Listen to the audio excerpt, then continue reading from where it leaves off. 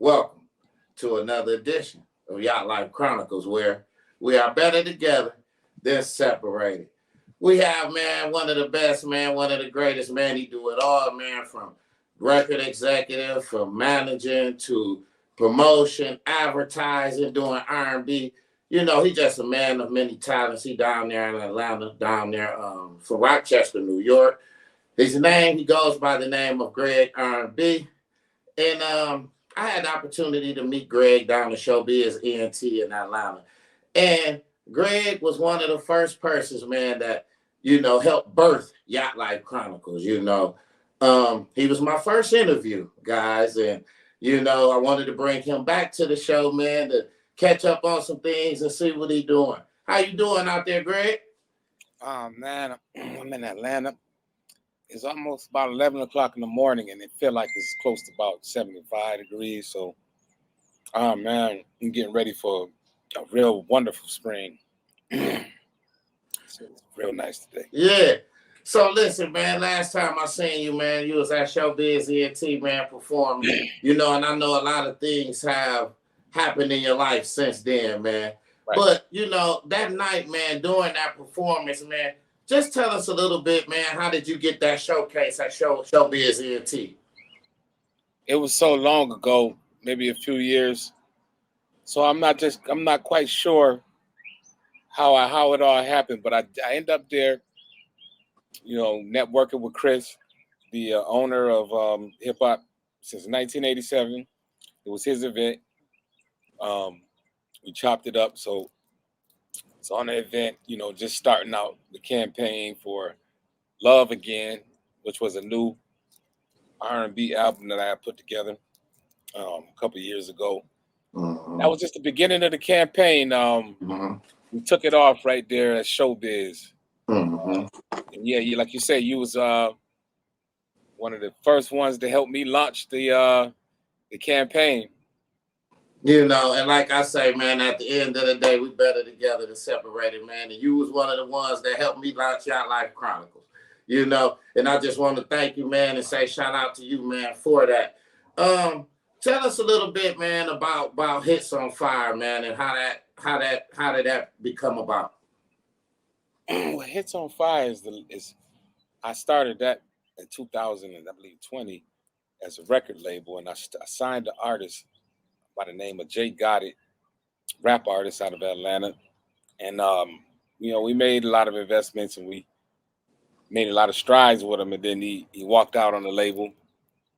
We weren't able to find him for months and months and months after some big investments in the guy. And so that's how I ended up starting off, Greg R&B's campaign and the album Love Again, because we had invested so much money into Hits on Fire, signing the artist, that we had to keep the campaign going so that this don't be a complete loss. So I ended up launching my campaign from the label Hits on Fire, and we had a successful run, radio, festivals, shows, thousands of people, offers. So we had a real good run with that. And then after that calmed down, being that I have like a long background in the entertainment business and marketing promotion, working with artists, breaking artists, even as an artist, because I started out as an artist when I was a kid. So you started out when you were 17 years old. Well, I started out as a promoter when I was 7. That's what you started out as a promoter down there in Rochester, New York, down there as you were 17 years old back in what, 99? Back in 99, I think I turned 19, so that was in 97. 97. I started standing at the door. My mother taught me. My mother brought because you was putting together showcases and concerts for your local community. Yes, I was putting together concerts and local showcases in Rochester, New York, and I also used to be on the local television show. Shouts out to Ricky Osborne. Channel 15 is like a music platform that was active back in the day, that was breaking artists, and showcasing people on TV locally. So yeah, big shouts out to Ricky Osborne. in the show on Channel 15 up there in Rochester. And so what made you relocate?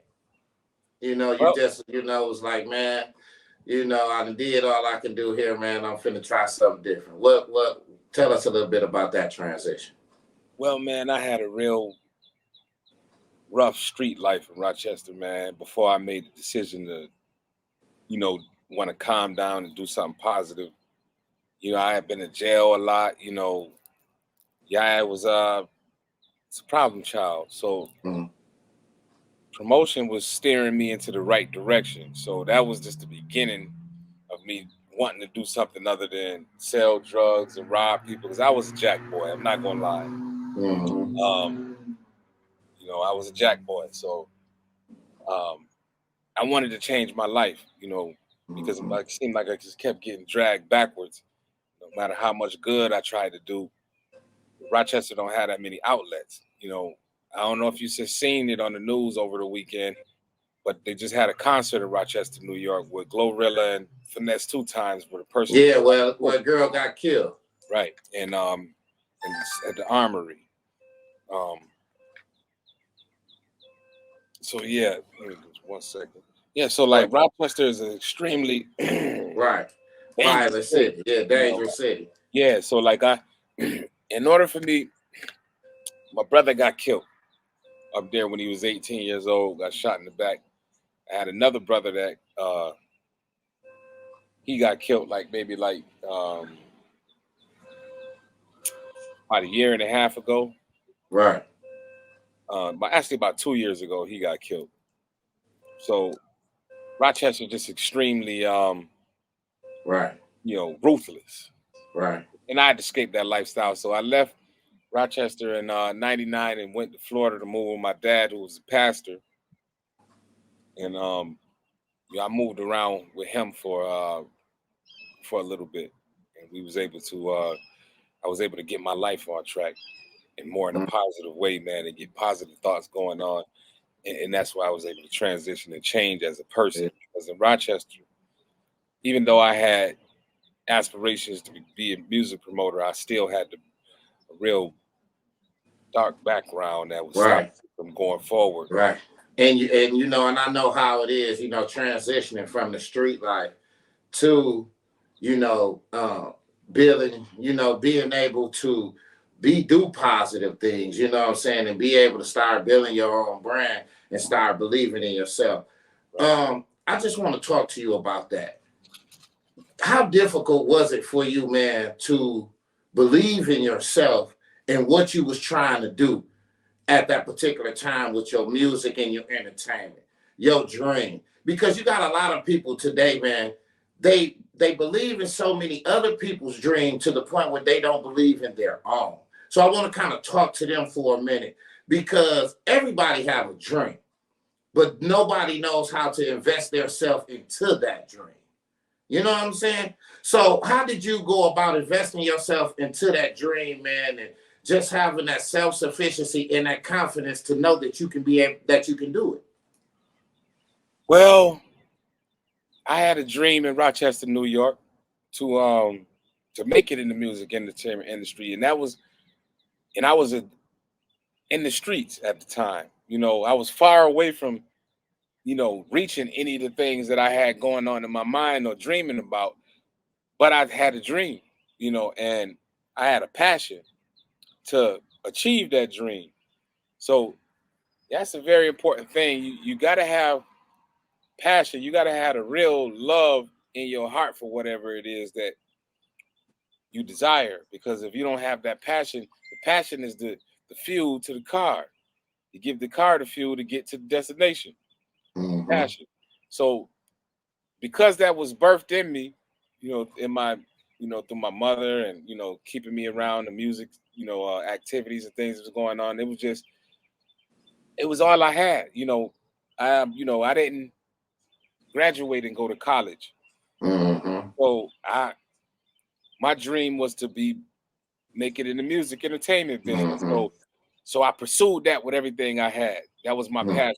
That was everything that I knew. So I left Rochester came to Florida and continued. I started making beats.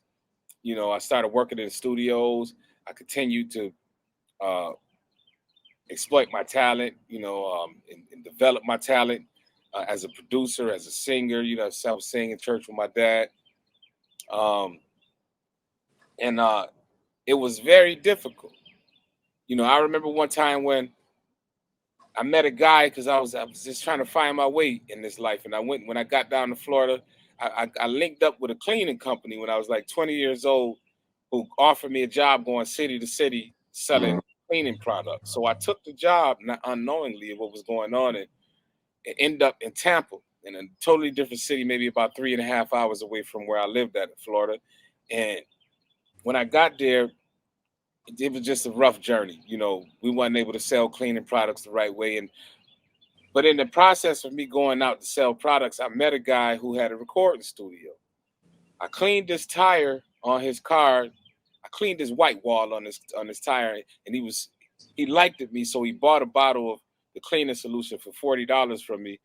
And later on that week, I called him and we talked about it, and I was telling him how bad the company was that I was working with, and he offered me to come and stay with him. My Haitian brother named Amos TT from Florida. He lives in Atlanta now, but he offered me to stay with him, and he let me come stay with him for free. And we began making beats, recording songs, and one of the songs that we recorded landed in the lap of Ray Lewis, who was at the time just had came off the acquittal from the murder charges when he was playing for Baltimore Ravens. And Ray liked us. And Ray said that he was going to invest into us, and he liked the song we had created for him. And but Ray, we had 2 different meetings with Ray, and then Ray disappeared, and we didn't. So I could just go down the line of disappointments, ups and downs, and different things that. So Greg, like, okay, when you have these artists, right? And I can understand that's what galvanized you to do what you're doing now, promoting, managing, and kind of like, structuring these artists. Because we need a lot of artist development, you know what I'm saying? And you wear it well, you know. But with these people that, they come into these investors and they want to invest into this artist, they want to invest into this producer, and they want to invest. And next thing you know, these producers, they give their music, they give their time and their art to this, and it results to nothing. And that's what I'm saying about being able to just invest everything into you. Right. Sometimes, and especially in this world, because I know you independent. You know what I'm saying? You don't got the big machine around you. A lot of people don't got those big machines. And I know it's hard to be independent. But tell us some of the good sides of being independent, because I know it's a struggle. Tell us one of the struggles, one of the worst struggles you've been through, and some of the good things about being independent and having your own label and artistry. Well, the struggle is the state of the music business right now and how the power has been given to the internet.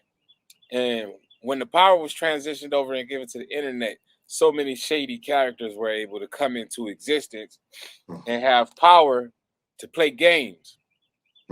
So a lot of artists right now is being ripped off, extremely from these characters on the internet, from the fake followers and the fake views to the, to just, emails. I had an artist that one of my artists showed me an email where, people emailing them, telling them they from Universal. So that's the biggest issue right now, how to navigate and how to find your way to legitimate sources to market your music, because it's way more crooks and scammers than it is legitimate sources. That's the hard part. Now the advantage is being able to find out information about your followers and about your customers. You have to look at it as you're an artist or your business, your customers, your leads. So the internet now gives us that ability to collect information, data that'll help you better to be able to target your customer and serve your customer the right way. So if you're, savvy enough to look at the data, look at the insight, you even have it on your Instagram. You put a post, you look at your post on Instagram, and all, if you got a business dashboard, you click on view insight, and it tells you where are people from that's looking at your Why? stuff the most, Exactly. things like that. So it wasn't like that back in the day. It Mm-hmm. was all, you had to get out there, go on tour. You had to physically put yourself in position and in places in order to do your research, in order to find out what was really going on. But now, thanks to the internet, we're able to, you know, launch a broad campaign to Mm-hmm. collect data to help us make better Mm-hmm. decisions on targeting our clients. Mm-hmm. So, do you think, like, okay, because with the internet and the influence of, because I tell people, the music that's gonna last is the music that has no violence in it. That's gonna only last. That's just a fad. Violence, music with violence in it. You don't see last 20 and 30 years.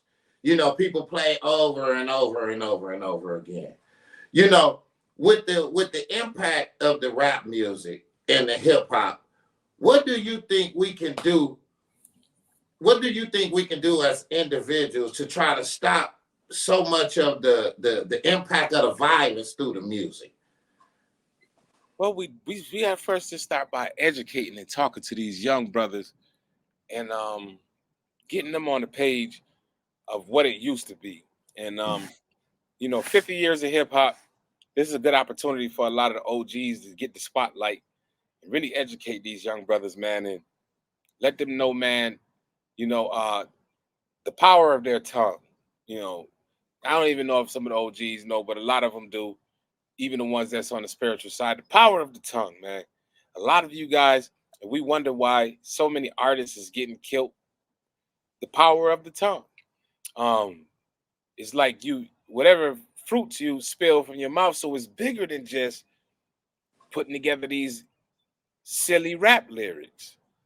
Just only preaching about violence, because then you create that kind of lifestyle, you create that kind of shift. Look at what NBA young boy. He don't want to do shows anymore. He don't want to make that kind of music anymore. He's apologetic because now he see that the destructiveness of the music that he created Mm-hmm. hurt so many young men and Mm-hmm. steered so many young men in the wrong directions. Mm-hmm. So I'm hoping that more young people will take the example in the lead of NBA YoungBoy, who's their leader of this generation, and who was one of the main corporates of that style of music. Take his testimony for an example of how he recognizes that that type of music is destructive to our culture. So what do you say to the rappers out there, right? That put all this violence in the music and all these volatile things in the music, but don't live that life, but promulgate it to society and to the young ears. And you got a lot of weak-minded people to the point where they don't understand that this rapper is just selling records and making money. They don't understand that this rapper got a family. He go home at night, and this is just something he putting on lyrics. But these same lyrics is causing you to go out there, do violent things to your own people. It's causing you to go out there to do drugs, different drugs, because of this rapper is promoting it, and he's not doing either of it. He's doing concerts, doing shows in the booth, and he's going home to his family. None of this is being done. So what's your thoughts on that? I'll say, whether they doing it or they not doing it is all wrong. It's just all wrong to Mm-hmm. preach about it, to teach about it, to Mm-hmm. lead people in the way of it. It's just all Mm-hmm. wrong. And then, but if you definitely not, you know, living the lifestyle, yeah, of course, like you take the chances of being exposed. Mm-hmm. Um, Boston Richie, for an example, um, jumped out there. He got good songs and he got good street conversation, but then it comes out that he snitched on a couple guys and they putting paperwork all over the internet and all of this stuff. So this is the risk that you take as a rapper or entertainer now, Mm-hmm. false flagging. Mm-hmm. You know, you will eventually, somebody's gonna pull your coat. So I wouldn't suggest that an artist do that if they want a longevity, a career longevity, because it's not like the way it used to be. Back in the day, that was actually, you know, sort of the way the business was. You know, you had artists, you know, it was a story. It was entertainment, you know, but now sadly we have artists that wants to continue to live the lifestyle even after getting a record deal. And it's like they more. It's like the streets and the rap game. It's in reverse now. You know, when I came up, you was leaving the streets to get the rap game to get out the streets. But now it's like I never lived in the streets, and now I get in the rap game, and the rap game is the new street. So now I'm introduced to the drug world, all these Dracos and guns and all of this, but I was just always a schoolboy. I went to school, college, made all A's and everything, but now I'm rapping. And now I'm in the studio and I'm being influenced by all these different epithets around me. You know, and like I said, man, you know, we gotta have stronger thinking, you know what I'm saying? We gotta build that mind up, you know. And I know that, you know, because you deal with a lot of poor mental health as well. You know what I'm saying? And I know you a supporter of that, man. Right. And I just want to get your thoughts, man, on poor mental health, man, before we wrap this up, man, and talk about a few more things that you got going on. Well, everybody, you know, everybody needs somebody to talk to. So if there's anybody that's looking on this interview or going to view this interview later, you know, never keep your stuff bottled up. Right now, we're witnessing in real time Chris Rock going through a mental breakdown. And the reason why is because he bottled in what took place when he was attacked by Will Smith, and he didn't express it. You know, he had to brush it off like it didn't happen. Maybe didn't have anybody to talk to, and that builds up pressure on you. And now look, years later, he's responding and he's lashing out and it's making him look bad. Right. But people need to understand, like, he got a mental situation. Right. You feel me? So like, he thinking about how dude slapped him. So now you're like, man, you know, he pissed off now. You know, people everywhere you go, people, you know, they talk to him about it. You know, probably making jokes about it. You know what I mean? So that right there, it does something to your mental health. You feel me? And it triggers something in your mental health to lash out. You know, who knows the depression that he went through after being attacked and now maybe being bullied or laughed at. You know, so we want to be there for our people when we see that they're going through. Let's pray for Chris Rock and anybody else who we see going through any poor mental health situations or have a lot of pressure on them, because pressure is what caused people mental health to break down when people are in situations that they feel like it's too much for them. Right. You know, my brother, he was, rest in peace, he was shot 33 times by the police department in Rochester after he lost his mind, killed his baby mother, shot her boyfriend, tried to kill him, and shot his son and was on his way to do more killing before the police shot him 33 times. But he called my cousin on the phone and had her to call us and tell us that don't come to his funeral. Like he lost his mind. So and I feel bad because I had already knew he had lost his mind before this incident, and I was thinking, you seen it. Yeah, I was thinking maybe we need to try to get him put into a mental institution or something. So if anybody that's listening to this and you got a family member that's going through it and you can visibly know that they are having mental problems, you need to stay on them.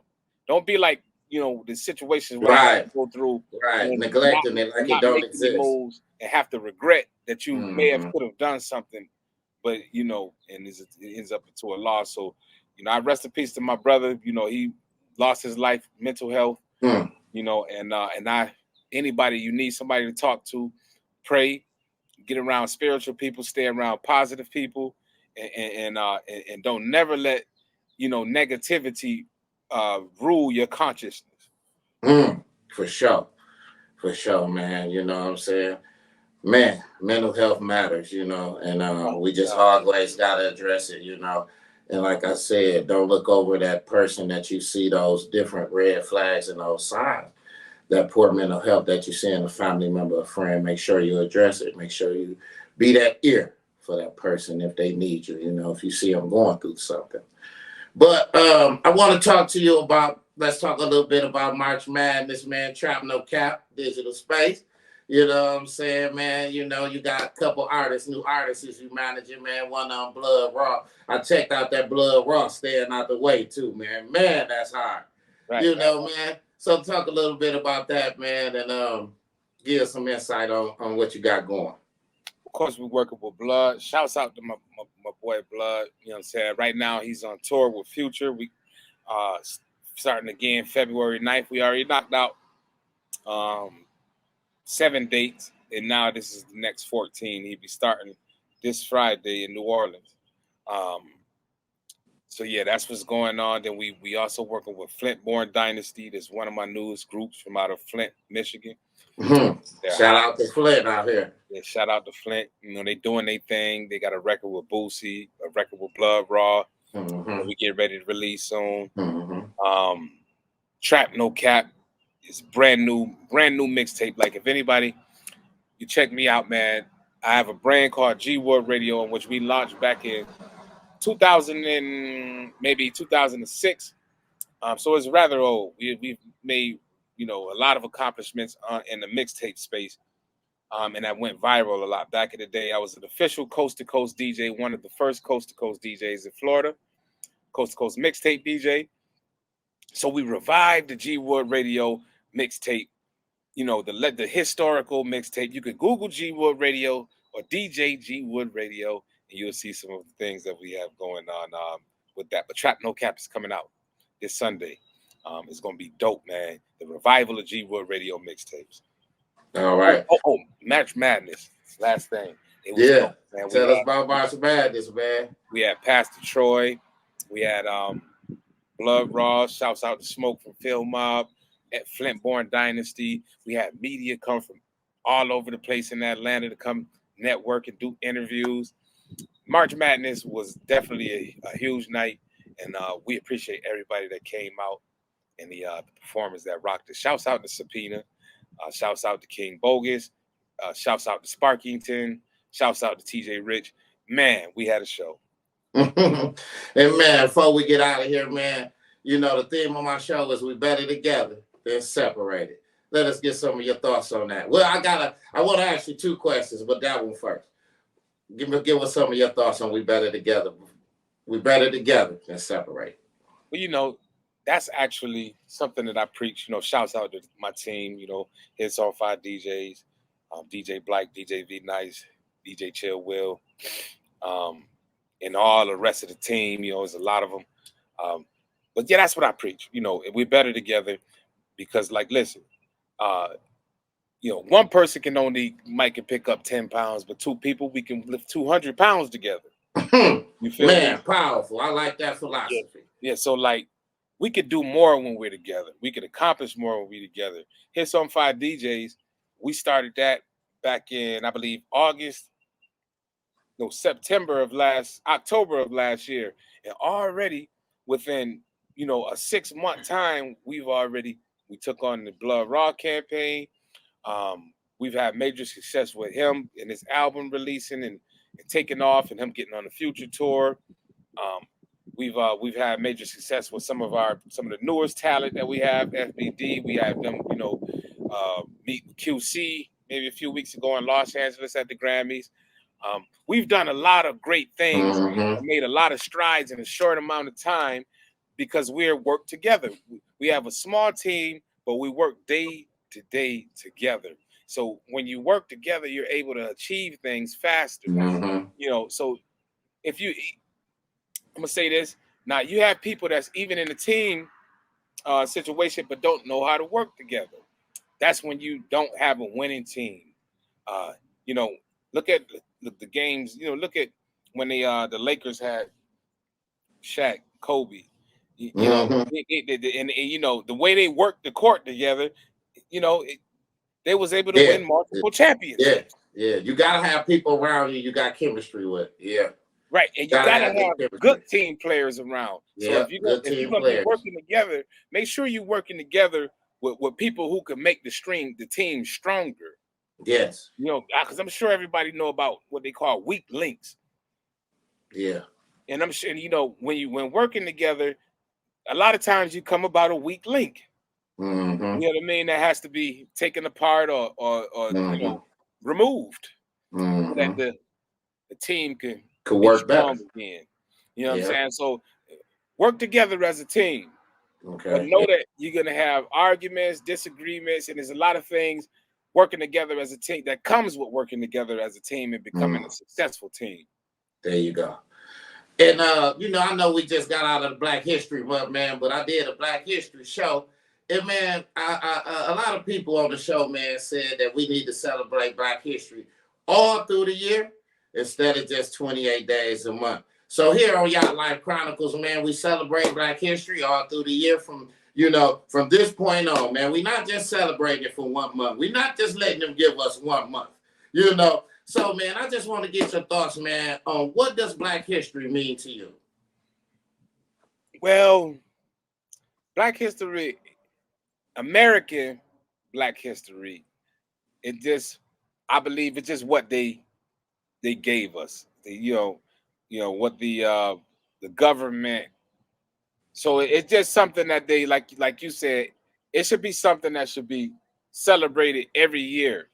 I mean every day, every Yeah, month. every month. It Yeah. shouldn't be 28 days because the 28 days to me is just like this is what they gave us. You here. Mm, Y'all can have right. this month, Right.